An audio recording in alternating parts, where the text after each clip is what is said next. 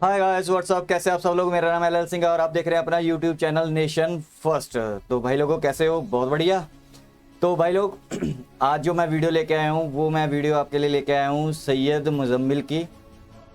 बहुत अच्छे ये एनालाइज़र हैं, एनालाइज करते हैं, पाकिस्तान के ही हैं, लेकिन ये ये किसी का वो नहीं करते कि किसी को सपोर्ट करते हैं पार्टी को पाकिस्तान में। जैसे ये इंडिविजुअली एक इंडिपेंडेंट तजियाकार हैं, ठीक है, एनालिस्ट हैं।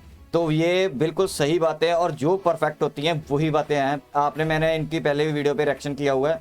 मेरे को इनका जो एनालाइज किया होता है, मैंने आपको जैसे पहले बताया कि मैं पाकिस्तान में 3-4 बंदों को ही फॉलो करता हूँ, मैं उनसे ही अपना व्यू पॉइंट बनाता हूँ। तो बाकी तो सब कोई किसी का सपोर्ट करता है, कोई किसी का, लेकिन मेरे को ये लगता है कि ये बायस्ड नहीं है, ये एक तरफा बात नहीं करते, ये हर चीज़ को क्रिटिसाइज करते हैं।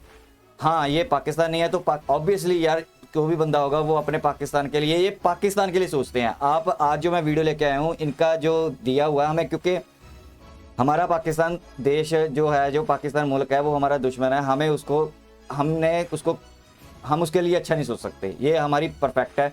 और ना पाकिस्तानी हमारे कभी दोस्त हो सकते हैं। हाँ, जो हम यूट्यूब पे लेके आते रहते हैं या कुछ लेके आते हैं वो इसलिए मैं लेके आता हूँ क्योंकि मैं उनसे खुद कोई प्यारी प्यारी बातें नहीं करता, मैं आप लोगों को रिस्पेक्ट दी जाती है। रिस्पेक्ट रीज़न देने का उनको ये होता है कि हमारे देश में हमने ये सीखा हुआ है, हमारे जो सभ्यता में है, हज़ारों साल लाखों साल पुरानी सभ्यता में है कि अतिथि देवो भव। तो जो हम अतिथि, वो हमारे अतिथि हैं। जिस दिन हमारे से दूर होते हैं तो हम उनको गालियाँ निकालते हैं, लेकिन जब हमारे एक अतिथि आया हुआ है तो हम उसको भगवान की तरह मानते हैं, इसलिए हम उसको गाली गलौच नहीं करते। तो कई लोगों ने मेरे को बोला था कमेंट में कि इनको भाई बोलना शुरू कर दिया।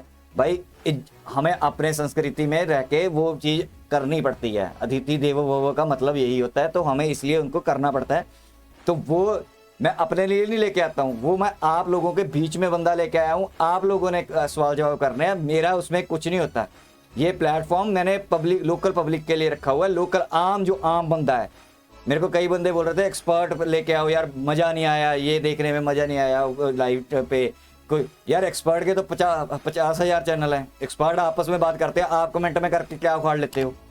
तो यहाँ पे जो आपको प्लेटफॉर्म नेशन फर्स्ट प्रोवाइड कर रहा है, जहाँ आपका ये प्लेटफॉर्म है, आम जनता चाहे वो बेकारी सवाल पूछ रहा है लेकिन वो अपने दिल का तो पूछ रहा है ना, उसको तसल्ली तो है ना कि हाँ यार मैंने इससे ये बात करनी थी, चाहे उसका लॉजिक ना हो क्वेश्चन में, लेकिन उसने अपनी तो बात की है ना। उसको इतनी मैं अपने जो भारतीय हैं, जो मेरे प्राउड इंडियंस हैं, जो मैं उनका आम बंदे का, एक रेडी वाला हो चाहे कुछ भी हो यार, नीचे मैं किसी को ये नहीं कहता, गरीब से गरीब हो, ठीक है, वो बंदा चाहता है कि यार मैं भी एक बारी बात करके देखूं, मैंने भी इसका एक बारी वीडियो देखा था तो मैं इसको कमेंट किया था, मैं वही पूछना चाहता हूँ, चाहे उसका जैसा मर्जी हो। आप मेरी फॉलो करो बात, इसलिए मैं पब्लिक पे रखा हुआ है। मैं भी ऐसे 50 अपने स्क्रिप्टेड क्वेश्चन रख लूँ, 50 उसको बोल दूंगा, ठीक है, दूसरे बंदे को पाकिस्तानी को कि यार मैंने ये क्वेश्चन पूछा, तूने ये आंसर करना, एक इंटेलेक्चुअल सी बात की और वाह वाह वाह वाह ये क्या बढ़िया हो गया। ऐसा नहीं है भाई, या ऐसे चैनल तो बहुत मिल जाएंगे आपको आपस में बात करने वाले, ठीक है। यहाँ पे आपको पब्लिक के बीच में लेके आता हूँ। वहाँ पे आप कमेंट में जाते हो, कितने रिप्लाई आते हैं कोई नहीं पूछता, ठीक है। यहाँ पे लाइव पे बात करो, बंदे के उसी टाइम बंदे को जवाब आए। मैं कोई रिकॉर्डिंग करके नहीं डालता, मैं हमेशा लाइव करके लाइव में ही सीधा चढ़ा देता हूँ। और कई बंदे करते हैं एडिट उडिट करो, भाई एडिट की जरूरत नहीं। जो दिल साफ वाले होते हैं ना, वो कटिंग शटिंग कम मारते हैं, वो सीधा ही डाल देते हैं भाई देखो ये बात है। ऐसे हैं हम लोग, तो ये आम बंदा ऐसे ही करता है ज़िंदगी में। ये हाई फाई लोग होते हैं इंटेलेक्चुअल, वो बात करे सोफिस्टिकेटेड होकर बातें, यहाँ पे बात होती है दिल की बात, ठीक है, आमने सामने। तो यहाँ तक थी। तो ये जो मुजम्मिल साहब ने, ये मेरे को ठीक लगते हैं। मैंने आपको बोला हुआ है मेरे को 99 पाकिस्तानी पसंद नहीं है, लेकिन 1% बंदे हैं जो पाकिस्तान के बारे में सोचते हैं और सही सोचते हैं, ठीक है। तो उनमें से ये भी मेरे फेवरेट हैं। तो हाँ, ये तनकीद कर देते हैं कभी कभी इंडिया पे, लेकिन ये उसका रीज़न देते हैं क्यों करते हैं। चलो, आज की वीडियो मैंने देखी नहीं हुई, इन्होंने जो टॉपिक दिया हुआ है economic crisis and inflation, government's failure, road to Sri Lanka, Syed Muzammil official channel. तो लिंक मैंने डिस्क्रिप्शन में दे दिया इनका, क्योंकि मेरे को अच्छे लगते हैं इसलिए मैं इनको सपोर्ट करता हूँ। मेरे को अच्छे लगते हैं कि आप बातें सुनोगे ना, आप भी हमें अप्रिशिएट करना चाहिए, ठीक है। तो पहले वीडियो देखते हैं, फिर वीडियो के एंड में तबसरा करेंगे थोड़ा सा। So let's start the video. Pakistan में महंगाई अरूज पर है और एक ही झटके में 40% प्राइस बढ़ा दी गई है फ्यूल की, जो कि अब 205 रुपये से भी ऊपर जा चुकी है।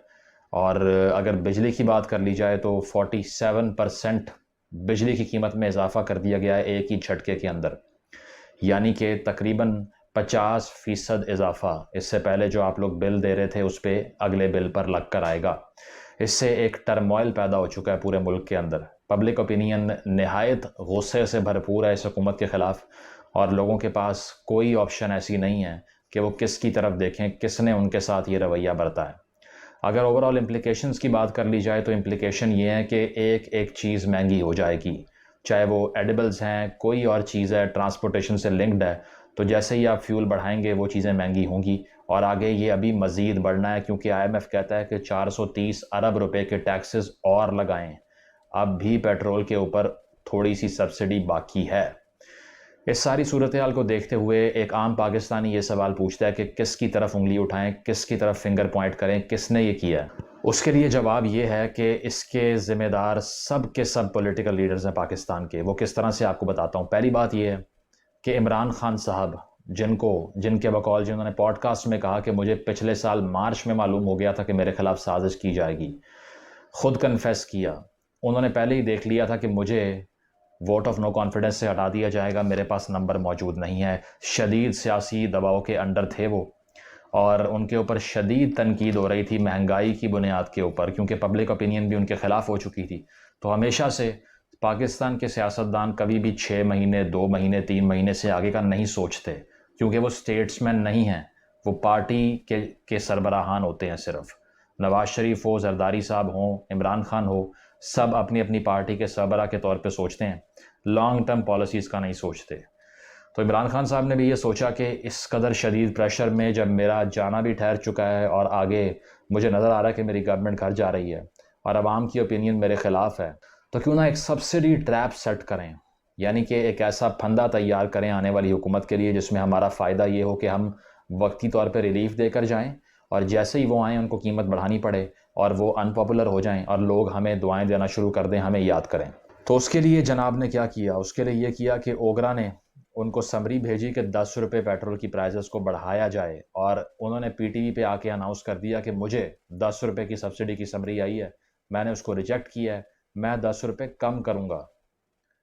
तो बजाय 10 रुपये बढ़ाएं, उन्होंने 10 रुपये कम कर दिए। अब आप लोग कहेंगे कि ये खान साहब ने ठीक किया, आवाम की रिलीफ के लिए फ़ैसला किया, आपको क्या तकलीफ़ है। तो बात यह है कि ये इसीलिए गलत फ़ैसला था, उसकी वजह यह है कि आपने ख़ुद IMF से अग्री किया था कि हम तेल की और बिजली की कीमत बढ़ाएंगे। वो क्यों? क्योंकि 2019 में आपने 6 अरब डॉलर की किस्त लेने के लिए IMF से बातचीत शुरू की थी।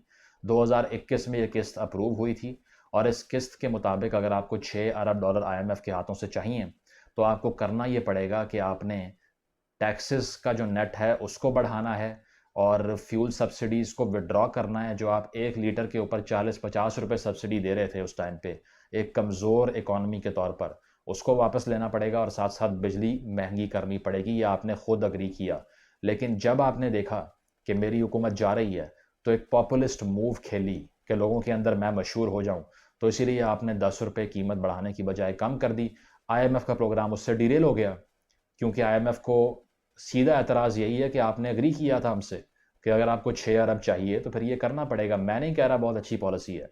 IMF पाकिस्तान को तबाह करने के लिए एक रोल प्लेयर है, मैं समझता हूँ, क्योंकि वो एक डेड इकॉनमी, एक डेड हॉर्स में से मज़ीद पैसे खींचना चाह रहे हैं। वो ये नहीं देख रहे कि अगर आप किसी को क्रेडिट दे भी रहे हैं इस तरह का, तो वो निकालना कैसे है आपने, ये नहीं पता उनको। वो बस ये कहते हैं तमाम सब्सिडीज़ रिवोक करो, और जो सोशल वेलफेयर के प्रोग्राम्स हैं उनको बंद करो, टैक्स बढ़ाई जाओ। लेना कहाँ से है ये उनको नहीं पता, लेकिन सिर्फ प्रेशराइज करते हैं हमें, और कोई अल्टरनेटिव नहीं देते। खान साहब ने वो 10 रुपये बढ़ा दिए, और उसके बाद सारे के सारे लोग, जिनको ये लगा कि उनको रिलीफ मिल गया, असल रिलीफ मिला एक छोटे से तबके को, एलीट को, जिनकी फैक्ट्रियाँ हैं या फिर जो बड़े बड़े कारोबार कर रहे हैं। फ़ायदा सिर्फ उनका हुआ, आम आदमी का फ़ायदा लॉन्ग टर्म नहीं हुआ, क्योंकि आने वाले दिनों में उसी आम आदमी ने महंगाई को बर्दाश्त करना था। यहाँ तक तो खान साहब की करतूत हो गई कि उन्होंने एक स्टेट्समैन नहीं, एक पैटी पॉलिटिशियन का किरदार अदा किया कि आने वाले दिनों में दूसरी हुकूमत के लिए मसाइल पैदा हो जाएं। बेशक उससे पाकिस्तान तबाह होगा, लेकिन होता रहे, मुझे क्या मसला है। उनको तो कोई प्रॉब्लम नहीं है, वो चले गए घर आराम से। आगे आने वाली हुकूमत की करतूत क्या है वो सुन लीजिए। पीडीएम की गवर्नमेंट आती है जिसमें लेफ़्ट से लेकर राइट तक की तमाम जमातों का एक खिचड़ी पकी हुई है, कोई आइडियोलॉजी नहीं है, पहली बात तो ये है। दूसरी बात ये है कि उनको ये तक नहीं मालूम था कि अगर हमने पावर अब सीज़ कर ली है तो क्या हमने कंटिन्यू करना या नहीं करना। इतनी कन्फ्यूज़्ड हुकूमत कि अगर मुझे पता है मैंने एक क्लर्क की नौकरी करनी है तो उससे पहले मैं देखूँगा उसकी जॉब क्या होती है, लेकिन इनको मालूम नहीं था। 1 से डेढ़ हफ़्ते तक ये सोचते रहे कैबिनेट में वज़ीर किसको रखना है। आपकी शैडो कैबिनेट तक नहीं है। आपको ये तक नहीं पता कि आपको इक़्तिदार सौंप दिया गया और आपने बंदे कौन से लगाने हैं, और आप क्रिटिसिज्म पीटीआई पे करते थे कि उनके पास टीम नहीं है। ये टीम है आपके पास। कि आपको 10 दिन तक मालूम ही नहीं है कि हमारी वज़ारतें लेनी किसने हैं, पहली बात। दूसरी बात ये कि डायरेक्शन लेने के लिए सारी की सारी पार्टी, चाहे वो खाकान अब्बासी, ख्वाजा आसिफ हो, शहबाज शरीफ हो, जहाज़ पे बैठ के लंदन जाते हैं, वहाँ एक शख्स बैठा हुआ है, उससे ब्रीफिंग लेते हैं कि आगे क्या करना है, फिर वापस आते हैं। मजाक बना के रखा हुआ है। गवर्नमेंट इन एक्साइल है कि इनको ये मालूम नहीं है कि पावर यहाँ पर है या वहाँ पर है। वज़ीर आज़म आप बने हैं, डायरेक्शन लेने वहाँ बड़े भाई से जा रहे हैं, वहाँ से वापस आ रहे हैं, फिर फैसले कर रहे हैं। ख्वाजा आसिफ साहब कह रहे हैं कि नवंबर की जो अपॉइंटमेंट है आर्मी चीफ की, उससे पहले ही शायद इलेक्शन हो जाए। ठीक है, पीपल्स पार्टी वाले कुछ सेनेटर्स ट्वीट कर रहे हैं कि अर्ली इलेक्शन किया जाए। जरदारी साहब कहते हैं कि रिफॉर्म्स की जाएं। उसकी वजह यह है कि वो चाहते हैं कि सिंध असम्बली में पीपल्स पार्टी के स्टेक्स हैं तो वो 5 साल पूरी करे, और रिफॉर्म्स ये की जाएं कि एक तो ईवीएम पे बैन लगाया जाए। वही ईवीएम जो यही पीडीएम की पार्टियां 2017 में इलेक्शन अमेंडमेंट एक्ट का बिल लेकर आई थी पार्लियामेंट में। इन्होंने खुद कहा था कि इलेक्ट्रॉनिक वोटिंग होनी चाहिए। अब इन्होंने देखा कि पीटीआई के खिलाफ जा रहा है तो इसलिए आप ये करें कि इलेक्ट्रॉनिक वोटिंग को बंद कर दें, पहली बात। दूसरी बात यह कि नैब के खिलाफ इन्होंने तरमीम की, मैं उसको बिल्कुल सपोर्ट करता हूँ। नैब एक बिल्कुल पॉइंटलेस इदारा है, कोई ताल्लुक़ नहीं है एहतसाब से। विच हंटिंग के लिए ये काम करता है और चंद वीडियोस बनाई हुई हैं चंद लोगों की, ब्लैकमेल करके उनसे काम लिया जा रहा है वहाँ से, और कुछ भी नहीं है। ठीक है, ये सारा कुछ इन्होंने किया कि इतनी ओवरऑल कन्फ्यूजन है कि किसी पार्टी को क्लैरिटी है ही नहीं कि करना क्या है। जिस तरह पाकिस्तान की तारीख में याया खान साहब आए थे ना, मार्शल लॉ जिन्होंने इनहेरिट किया था अयूब से, उन्हें मालूम नहीं था कि मैंने अब करना क्या है इक़्तिदार में आने के बाद। बिल्कुल वही केस शहबाज शरीफ का है, that is a man who doesn't know anything what to do next. कि इलेक्शन करवाने हैं, रिफॉर्म्स करनी हैं, बड़े फैसले करने हैं या नहीं करने। तो गवर्नमेंट में आते साथ ही इनको मालूम था कि ये टैक्स सब्सिडी जो पेट्रोलियम के ऊपर दी हुई है पिछली गवर्नमेंट ने, ये तबाह कर रही है पाकिस्तान को। लेकिन इन्होंने कहा कि हम सख्त फैसले क्यों करें। मरीम नवाज़ जलसों में खड़े होकर कह रही हैं कि हमें सख्त फैसले करने की ज़रूरत नहीं है, हम क्यों न्याजी का गंद अपने सर के ऊपर लें, नहीं करने चाहिए ये सख्त फैसले हमें। तो मज़ीद ये लोग 15 से 20 दिन ज़ाया करते हैं। सब्सिडी जा रही है, आईएमएफ प्रोग्राम नहीं दे रहा, उसके बाद में घुटने टेक के एक साथ ही 40% प्राइस बढ़ा देते हैं और सरेंडर कर देते हैं आईएमएफ के सामने। क्लैरिटी क्या है आपकी? कुछ भी नहीं। आपको मालूम ही नहीं है कि करना क्या है। आधे लोग कह रहे हैं इलेक्शन करवाओ, आधे कह रहे हैं रिफॉर्म करो, आधे कह रहे हैं अगले साल तक चलो, आधे कह रहे हैं आर्मी चीफ को अपॉइंट करने के बाद जो करना वो कर लेना। कोई भी पॉलिसी डायरेक्शन है ही नहीं इस गवर्नमेंट के पास। इतनी कंफ्यूज्ड और incompetent amalgamation of political parties मुसल्लत किया है हमारे सर के ऊपर कि जो जो गंद इमरान खान साहब ने मारा था उसको भी धो दिया इन्होंने ये साबित किया कि हम आपसे बड़े गंद मार सकते हैं। और उसमें से एक ये था कि अभी रिसेंटली वोट को इज्जत दो वाली जमात, असल में नवाज शरीफ साहब की ये पॉलिसी थी पिछले टेन्योर में नून लीग के, कि उन्होंने कहा था कि तमाम सिविल सर्वेंट्स की जो स्क्रीनिंग हुआ करेगी वो आईबी करेगी, इंटेलिजेंस ब्यूरो, जो कि सिविल इंटेलिजेंस इदारा है। अपने बड़े भाई की पॉलिसी को किसने रिवर्स किया? छोटे भाई शहबाज शरीफ ने। और आकर आईएसआई को अभी ये इख्तियार दिया है कि मुल्क में जितनी पॉलिटिकल अपॉइंटमेंट्स होंगी ऑफिसर्स लेवल की, उससे पहले एक स्क्रीनिंग रिपोर्ट आईएसआई जारी करेगी, फिर कोई अफसर लगाया जाएगा। ये आपका नैरेटिव है। वोट को इज्जत दो के अंदर से ये निकला है आपके, जिसके ऊपर आपने 2-3 साल पहले जलसे भी किए, कैंपेन की, और आपने लंदन बैठ के खिताब किए कि आपने कहा जनरल बाजवा तुम्हें जवाब देना पड़ेगा, इस तरह की बातें की। क्या कुछ नहीं कहा आपने, ची गवैरा बन गए आप, रेवोल्यूशनरी बन गए, और उसके बाद में ये निकला है आपके अंदर से। तो पूछे नवाज शरीफ साहब अपने भाई से सवाल कि शहबाज साहब आपने मेरे बयानिए को इस तरह से दफन किया आते साथ कि आपने मेरी पॉलिसीज़ को रिवर्स करना शुरू किया हुआ है।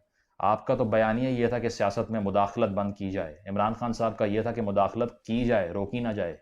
उनका एंटी स्टैब्लिशमेंट नैरेटिव ये है कि मुदाखलत रोकी ना जाए, आपका ये है मुदाखलत बंद की जाए।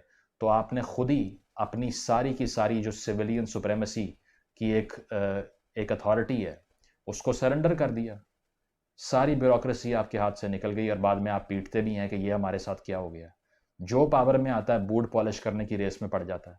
What is the difference between you and Imran Niazi if you have to surrender legislations like this, कि जो आपको डायरेक्शन मिल रही है वो आप कर रहे हैं। मोहसिन दावड़ से आपने अग्री किया कि आप उसे कैबिनेट में रखेंगे, आप नहीं रख पाए, आपने अनाउंस किया, बाद में उसका नाम वापस लेना पड़ा। क्या रेट है आपकी, मैं पूछता हूं आपसे।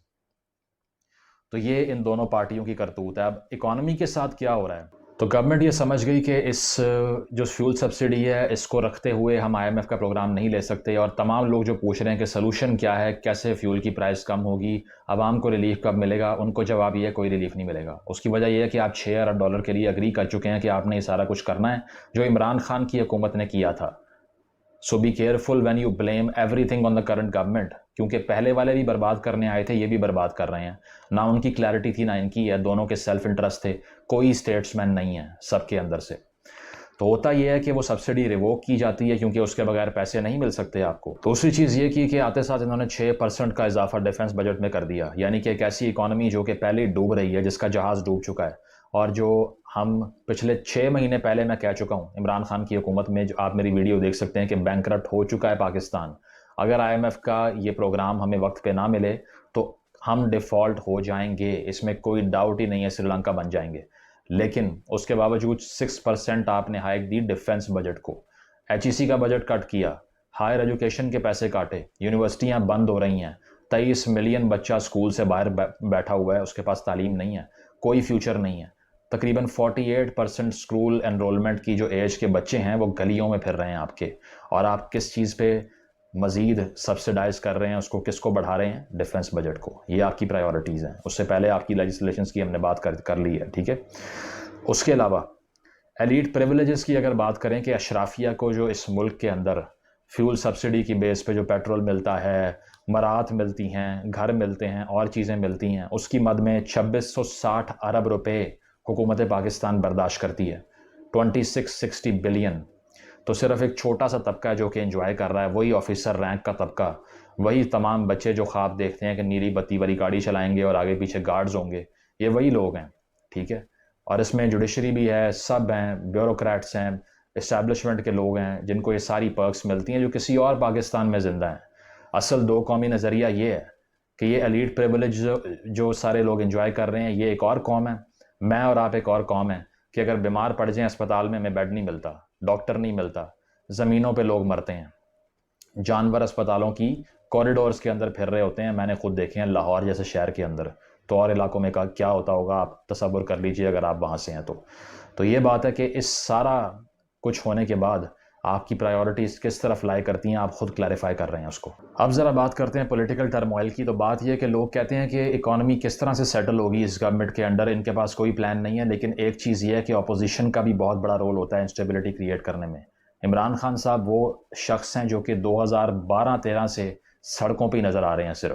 सिर्फ 3 साल के लिए सड़कों से कंटेनर गायब हुए थे जब उनकी हुकूमत थी। जैसे ही उनकी हुकूमत चली जाती है वो कहते हैं कि पाकिस्तान तोड़ दो, बेशक मुझे वापस लेकर आओ। जब गवर्नमेंट में थे तब कहते थे कि 2 नहीं 1 पाकिस्तान, और अब गवर्नमेंट में नहीं है तो कहते हैं कि 1 नहीं 3 पाकिस्तान, 3 टुकड़े हो जाएंगे पाकिस्तान के अगर मुझे गवर्नमेंट में नहीं लेकर आओगे।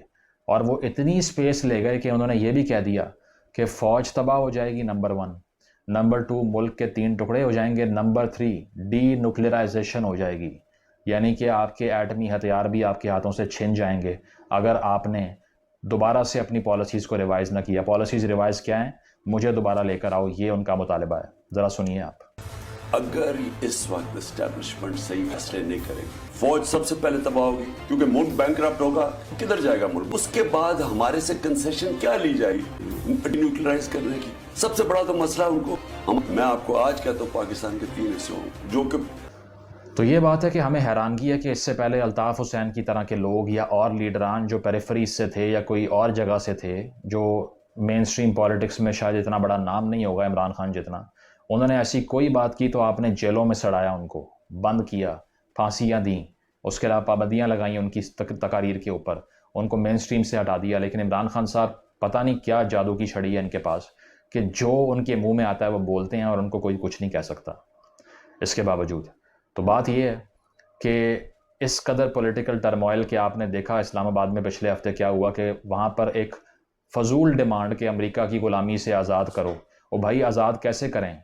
$6 अरब आपको अगर उनसे चाहिए, IMF का हेडक्वार्टर वाशिंगटन में है, वहाँ से अप्रूवल आता है, वो लिख कर देते हैं कि लोन चाहिए या नहीं चाहिए। आपको किस तरह आज़ादी की आप बात कर सकते हैं?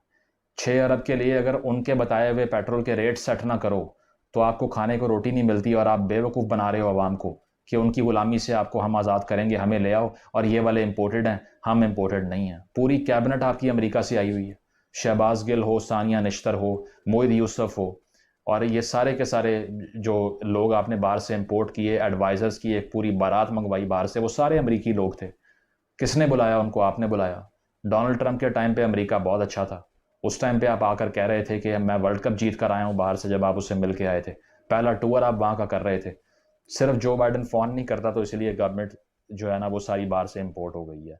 तो फॉल्स नैरेटिव्स में लोगों को झोंक के बेवकूफ़ बना रहे हैं। इश्यूज़ की कोई बात नहीं कर रहा। किसी को होश नहीं है कि किस तरह से ये मुल्क बर्बाद हो रहा है। कोई सब्सिडी दे के जा रहा है।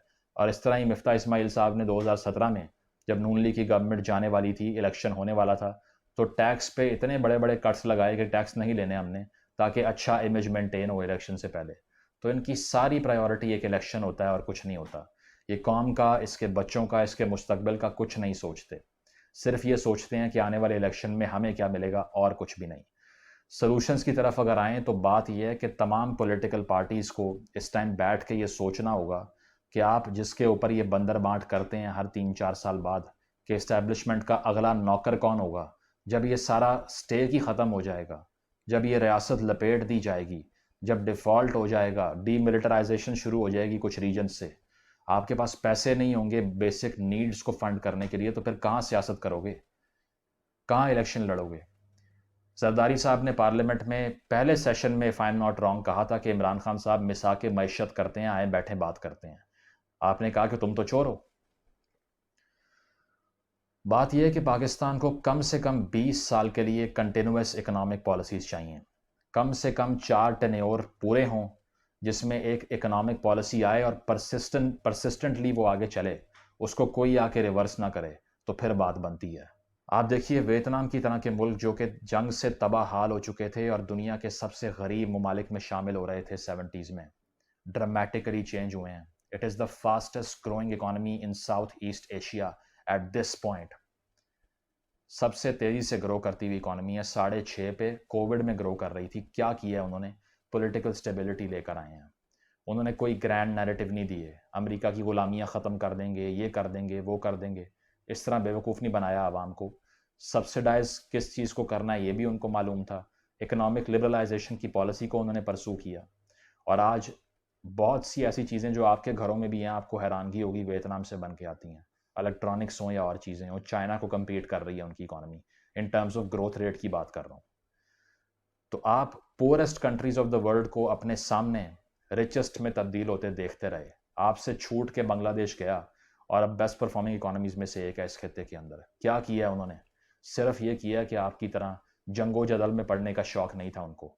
ना उनको स्ट्रेटेजिक डेप्थ चाहिए थी अफ़गानिस्तान में, ना उनको मिलिट्री ऑफशूट्स चाहिए थी प्रोस्क्राइब्ड ऑर्गेनाइजेशंस की, और ना उनको टीटीपी या और लोगों से इंगेज करना था। ठीक है, आप लोग सारी के सारा पॉलिटिकल नैरेटिव आपका इस चीज़ के इर्द गिर्द घूमता है कि अगले इलेक्शन में इस्टेब्लिशमेंट से क्या रियायत हासिल करनी है, क्या रियायत हासिल करनी है, और कुछ भी नहीं। कोई विजन नहीं है, कोई पॉलिसी नहीं है, कुछ भी नहीं है। तो बात यह है कि जब तक हाइब्रिड रजीम चलेगी मुल्क मज़ीद बर्बाद होगा, क्योंकि 2016 में ये हालात नहीं थे। उस टाइम एक परसिस्टेंट थी डेमोक्रेटिक प्रोसेस, जैसा भी था, बेशक करप्शन थी, सारा कुछ था, चल रहा था एक चीज़, सब डिरेल हो गया, लिपट गया चंद लोगों की ख्वाहिशात की बेस पे। और अब भी 2 ग्रुप्स की ख्वाहिशात ये हैं कि एक का ये मैं डोमिनेट करूं, दूसरे का ये मैं करूं। इन ख्वाहिशात के टकराव ने मुल्क को बर्बाद कर दिया। क्या था अगर शहबाज शरीफ साहब वोट ऑफ नो कॉन्फिडेंस ना लेकर आते? मैक्सिमम कितना खींचते खान साहब इस हुकूमत को? नेक्स्ट ईयर फरवरी, मार्च, अप्रैल, मई, जून, जुलाई, अगस्त तक ले जाते। इससे आगे क्या जाते? लेकिन क्यों लेकर आए? क्योंकि डील मिल गई। जैसी डील मिली भागते हुए आए और कहा कि नया इमरान खान मैं बनूंगा, I am the new puppet. क्या है अगर इमरान खान साहब अभी वेट कर लें, और इस गवर्नमेंट को कितना शहबाज शरीफ ड्रैग कर सकता है? जून जुलाई अगस्त तक, अगले साल तक, इससे ज़्यादा नहीं कर सकता। लेकिन क्यों घरों में नहीं बैठ रहे? क्योंकि उनको पता है नवंबर में नए आर्मी चीफ की अपॉइंटमेंट होनी है। तो जब सारे मुल्क के हालात एक अपॉइंटमेंट के ऊपर बेस्ड हों, तो फिर आप हिसाब लगाइए कि प्रायोरिटीज़ क्या होंगी। और ये तमाम के तमाम मसाइल हल करना कोई मुश्किल नहीं है, सिर्फ इंटेंट चाहिए, जो किसी भी स्टेट्समैन की है ही नहीं इस टाइम के ऊपर। सबका ये है कि हमें क्या मिलता है, क्या कंसेशन मिलती है, क्या डील मिलती है। तो जब तक हाइब्रिड रजीम नहीं टूटेगी, जब तक 20 साल के लिए परसिस्टेंट सिविलियन गवर्नमेंट्स फंक्शन नहीं करेंगी, जब तक 20 साल के लिए इकोनॉमिक पॉलिसीज़ नहीं बनेंगी, ताकि हर आने वाली हुकूमत पिछली गवर्नमेंट को डिरेल नहीं करेगी, उसकी पॉलिसीज़ को रोल बैक नहीं करेगी, कोई चेंज नहीं आ सकता। IMF इस तरह ही खाता रहेगा हमें, और ऐसे ही अपने सियासी मुफाद के लिए आप फ़ायदे करते रहेंगे, मज़ीद नुकसान पहुँचाएंगे मुल्क को। जो कंटेनर लेकर बाहर निकले हुए हैं, जिसमें वो बैठ के इस्लामिक टच दे रहे हैं अपनी बातों को, सब के सब झूठ बोल रहे हैं, आपको बेवकूफ़ बना रहे हैं कि अमेरिका की ग़ुलामी नहीं करेंगे। ऐसा पॉसिबल ही नहीं है, क्योंकि आप धंसे हुए हैं कर्ज़ों के अंडर। और ये वो टाइम है कि रियलिज़म की तरफ आया जाए, रियलिस्ट फ़िलासफ़ी को फॉलो किया जाए, और देखा जाए कि असल चीज़ क्या हो रही है, ना कि वो जो आपकी ज़ाती ख्वाहिश है। Thank you. तो भाई लोगों, यहाँ तक थी वीडियो, आपने वीडियो देखी। देखिए, ये होता है सुलझा हुआ इंसान। ये पाकिस्तान, पता है इनको, जो PTI के या इमरान खान के पिट्ठू हैं वो इसको गद्दार बोलेंगे, जो दूसरे हैं वो इसको गद्दार बोलेंगे, लेकिन जो अपने मुल्क के बारे में सही इन्फॉर्मेशन दे और तनकीद सही ढंग से करे, उसको ये पाकिस्तानी ना गद्दार बोल देते हैं कि तू है ही नहीं है। ठीक है, तो ये रियल आपने अब जज कर लिया होगा कि मैं कैसे लोगों को पाकिस्तान में मैं फॉलो करता हूं, लेकिन मैं ऐसे बंदों को फॉलो करता हूं। मैं बकवास बंदों को फॉलो नहीं करता पाकिस्तान में। तभी मैं अपना क्योंकि हमें ये वीडियो देखनी पड़ती हैं, आपको भी इसलिए मैं दिखा रहा हूं कि आपको भी ऐसे बंदों को देखना चाहिए। दुनिया में सारे बंदे खराब नहीं होते, लेकिन उसमें से आपको ढूंढने पड़ते हैं। पाकिस्तान में तो ऐसा होता है कि भूसे में से सुई ढूंढने के बराबर है अच्छा बंदा। ठीक है, तो मेरी आप चॉइस देख लीजिए। अगर आपको मेरी चॉइस पसंद आई है, ठीक है, तो आप मेरे से एग्री कर सकते हो, क्योंकि इस बंदे ने कोई भी ऐसी बात नहीं बोली कि किसी के साथ ये बायस्ड हुआ या किसी के साथ। इसने सिर्फ बात क्या की है, पाकिस्तान की। तो ये पाकिस्तान इसीलिए बर्बाद हो रहा है कि ये पाकिस्तान की बात नहीं कर रहा है, सबको अपनी अपनी पड़ी है। इमरान खान भी एक नंबर का हरामी बंदा, शहबाज शरीफ भी एक नंबर के हरामी, ये सारे हरामी के ऊपर इकट्ठे हुए हैं। देश की बात कोई नहीं करता। हमें टचवुड, ठीक है, हो सकता है कि 10% 15% कुछ अपने मफाद के लिए पॉलिटिशियन ने कभी PM पे आके सोचा हो, लेकिन हमारी इतनी खुशकिस्मती है क्योंकि हम सभ्यता ही इतनी पुरानी है, हम अपने जड़ों से इतने जुड़े हुए हैं कि हम अपने देश के लिए सोचते हैं। इसीलिए हम धीरे धीरे कामयाब हो रहे हैं। हाँ, वो स्पीड नहीं है, लेकिन हाँ वो स्पीड हो सकती है अगर हम चाइना का रूल्स हैं, जो चाइना जैसे अपने कंट्री को रन करता है, ऐसे करने लग जाएं, हम भी एकदम ऊपर जाएंगे। लेकिन उसका सर्वाइवल ज़्यादा देर तक नहीं चलता, क्योंकि मुल्क कैसे बनता है, मुल्क अवाम से बनता है, अवाम की आवाज़ से बनता है। ठीक है, मैं जो ये नेशन फर्स्ट है, ये मैं कैसे बना रहा हूँ, ग्रोथ जरूर स्लो है, ठीक है, लेकिन ये आप लोगों की वजह से बन रहा है। आप जुड़ रहे हो, हम एक दूसरे से कनेक्टेड हो रहे हैं, अवाम कनेक्टेड हो रही है। मेरा काम है कनेक्ट करना, एक दूसरे को आपस में कनेक्ट करना, छोटे से छोटे बंदे को, क्योंकि जो सबसे छोटा बंदा होता है वो अवाम होती है असली। ऊपर एलीट अवाम नहीं होती, अवाम चुन के ऊपर लेके आती है। तो हमारा ये जो, मैं इसी कॉन्सेप्ट पे चल रहा हूँ, ठीक है, जोड़ने के लिए, इंडिया को आपस में जुड़ने के लिए। तो ये बिल्कुल मेरे को इनकी बातें बिल्कुल सही लगती हैं। मैंने इनकी कई वीडियो पे आगे भी किया हुआ है। हाँ, 1% अगर मैं भी कभी बात कर रहा हूँ, अगर मैं पाकिस्तान बीच में घुसाओगे तो मैं अपने इंडिया के लिए बायस होऊंगा ही होऊंगा थोड़ा बहुत, ठीक है, लेकिन बायस भी, ये आप इनकी वीडियो देखोगे तो ये बायस उस हिसाब से नहीं होते। ये अगर इंडिया पे ये तनकीद करेंगे भी ना, तो उसका लॉजिक देके करेंगे। आप उसका लॉजिक को काट सकते हो भी, नहीं ऐसा नहीं ऐसे, लेकिन लॉजिक के साथ लॉजिक काटने के लिए लोहे को लोहा चाहिए होता है, ठीक है, लोहा लोहे को काटता है। ऐसे तो फिर अगर ये लॉजिक के हिसाब से बात करते हैं, मेरे को इनकी बातें, इन्होंने जो कही हैं बातें बिल्कुल 100% सही कही हैं, ठीक है। हम तो नहीं चाहते कि पाकिस्तान कभी आबाद हो, लेकिन इनकी ये पाकिस्तानी है तो इनकी तमन्ना जरूर है कि पाकिस्तान, इनकी बातें कौन सुनेगा, पाकिस्तान में कोई नहीं सुनेगा। हम इंडियंस होते ना, अगर हमारे ये सिचुएशन होती तो हम इनको सिर आंखों पे चढ़ा के रखते। ये इंडिया के वाले इंडियन होते ये, और हमारे इंडिया में पाकिस्तान वाली सिचुएशन होती, तो मैं जरूर इनको यहाँ पे सपोर्ट करता कि ये बिल्कुल सही करें। और मेरे को उम्मीद है कि हमारे इंडिया में भी ऐसे बंदों को सपोर्ट किया जाता कि ये बात सही है और हम सुधर भी जाते।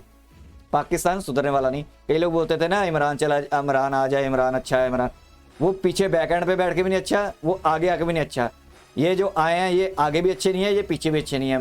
कहने का मतलब ये है कि पाकिस्तान की जो बर्बादी है ना वो रिटन ऑन द वॉल है, वो उसको कोई नहीं मिटा सकता। अब ये मुजम्मिल साहब पूरा जोर लगा रहे हैं, लेकिन ये कब तक जोर लगाएंगे? इनकी बात अगर कुछ सुनेगा तभी जोर लगाएंगे ना। वो खुद ही ऐसे बंदे हैं, पूरा एलीट ही ऐसी है, वो नहीं करने देगी। तो ये बात है भाई। यहाँ तक मैंने आपको ये दिखाना था कि ये आपको सिचुएशन पता होनी चाहिए पाकिस्तान की। कल को आप जब लाइव शो में आते हो, कुछ बोलना होता है, तो ये एग्जैक्टली ये चीज़ें हैं। अगर बंदा फाइंड भी करे ना नेट पे जाके तो मिलेंगी ये चीज़ें आपको, न्यूज़पेपर में या ये सब कुछ मिलेंगी। तो ये बातें ध्यान रखनी होती है कि सभी पाकिस्तान में चल क्या रहा है। दुश्मन पे हमेशा ध्यान रखना होता है, क्योंकि वो वहाँ से हमें POK और GB भी लेना है, तो हमें पता होना चाहिए इंटरनल वहाँ पे क्या चल रहा है। उससे हम अगला फ्यूचर का बना सकते हैं। प्लान बन रहे हैं, बना हुआ है वैसे तो ब्लूप्रिंट 2030 तक का POK वापस लाने का। खान सर ने भी एक वीडियो में 28 का दिया हुआ है, मैंने 30 का दिया हुआ। 30 से पहले खान सर हैं जो GS रिसर्च सेंटर वाले, उन्होंने 28 बोला हुआ है एक वीडियो में। तो हम इन्हीं की बातों से गेस करते हैं कि पाकिस्तान कब इसकी बर्बादी शुरू हो जाएगी, कब हो चुकी है, या कैसे हो रही है, कैसे होगी। तो ये है। आई होप ये वीडियो आपको अच्छी लगी है। तो अगर अच्छी लग रही है मेरी वीडियो, प्लीज़ भाई मैं आप सबसे रिक्वेस्ट करता हूँ, ये आपका चैनल है, आपने ही इसको आगे ग्रो करवाना है, आप ही करवाओगे, तो आप पे ऊपर ये जिम्मेवारी बनती है। प्लीज़ लाइक करो, सब्सक्राइब करो, शेयर करो और कमेंट करो। शेयर जरूर किया करो अपने सारे प्लेटफॉर्म पे, ताकि ग्रो हो सके। आप ये अगर ये चैनल ग्रो हो रहा है ना, मतलब कि आप ग्रो हो रहे हो, इंडिया ग्रो हो रहा है, हम सब ग्रो हो रहे हैं। ठीक है, हमारी आवाज़ ऊपर तक पहुँचनी शुरू हो गई है। आपने जैसे देखा यह छोटा सा चैनल है, लेकिन एक आवाज़ पे कितने खड़े हो जाते हैं। बस हम यही चाहते हैं कि हम मिलके एक आवाज़ पे इकट्ठे खड़े हो जाएं। तो यहाँ तक थी मैंने वीडियो दिखानी। मिलेंगे नेक्स्ट वीडियो में, तब तक के लिए जय हिंद।